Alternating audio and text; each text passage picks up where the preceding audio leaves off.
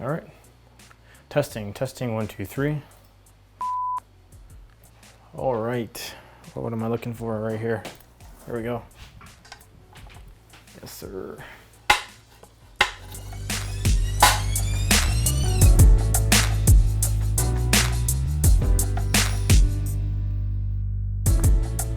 So what I'm trying to do is configure my room for YouTube videos. Yeah, I don't know, we'll see. I want 2 setups. I want like a studio kind of setup, and then one kind of at my desk once I build my desk. So for now, I'm working on this, and in the time-lapse footage, you'll kind of see what I was doing. So yes, bro.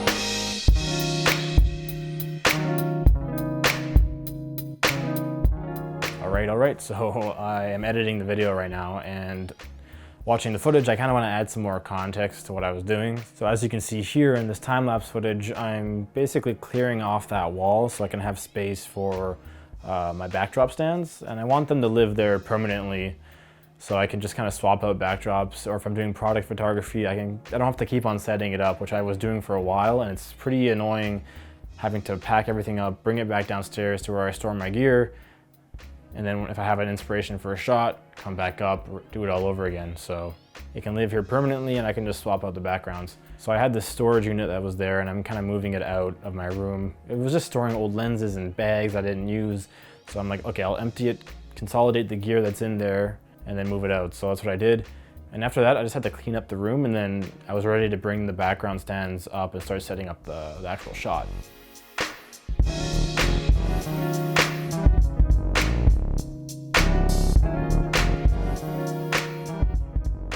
What I did is I went with a Coco backdrop. I was kind of inspired by Potato Jet and Daniel Schiffer. I'll link them in the description. I kind of like their behind the scenes shots, like their talking head portions, or they have like a studio background or something that kind of makes them pop, and it's a bit more interesting. So I wanted to have a setup like that. I went with the Coco because it's more of a neutral tone, and it's a little easier to work with, and it doesn't stand out too much, and I kind of blends in into the background, but it's still a nice color.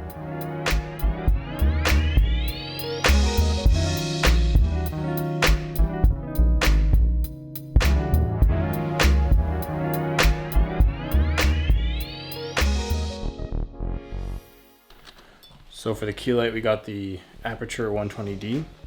I have a Aperture light dome, but it's too big for my room, and I use it on other shoots, so I figured I'll use this kind of Godox softbox.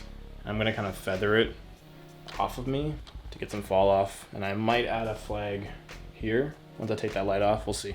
Once I get the camera set up, we'll kind of get the framing and get an idea of what we're working with in terms of lighting. So yeah. So initially I had this tool kind of closer to the background, which, as you can tell in this shot, makes everything a little bit flat. There's not a lot of separation, not a lot of depth.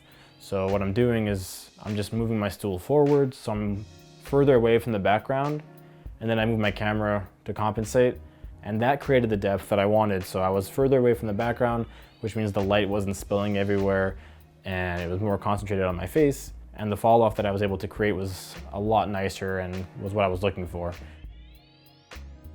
Okay, so I think I'm happy with it for now. I'm just gonna clean up the dresser and whatnot, but otherwise, this could be a good starting point for the shot. Again, A7 III 120D key light with the Godox softbox. I got a Home Depot clamp light on the back for my rim light. Obviously the seamless backdrop.